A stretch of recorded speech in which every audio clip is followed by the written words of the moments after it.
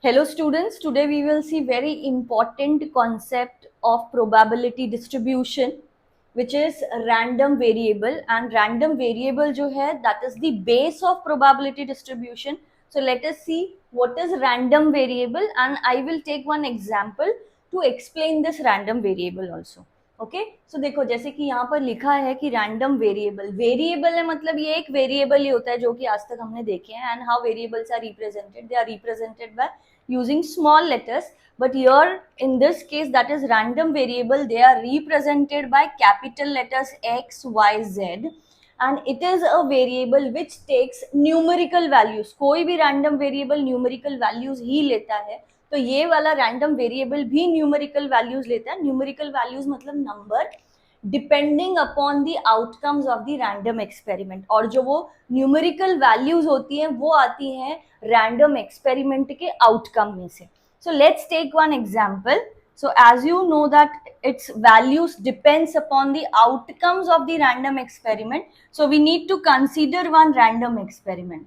So let's consider one random experiment that a coin is tossed 2 times or twice.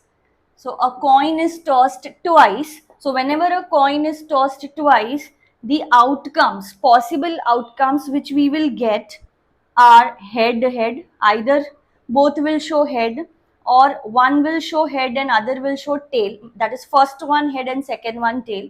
Then ऐसा हो सकता है first time it is tail and then head, and हो सकता है कि tail. So these are the outcomes of the random experiment, and outcomes are known as sample space, which is represented by S. Now let us define a random variable. X हम लोग एक define करते हैं. It is defined as number of heads, suppose. In case of coin, it is there are only two ways of defining random variable, either number of heads or number of tails. So whenever it is number of heads, let's see what all values it will take. Then as it is said, it will take values from the outcomes. So just see first outcome. First outcome mein how many heads are there? There are 2 heads. In second outcome 1 head. In third outcome 1 head. And in last outcome there is no head, matlab 0 head. So what all values it is taking? 2, 1, 1, 0. But whenever we write values of random variable, we will write in ascending order and without repetition. So this is the random variable.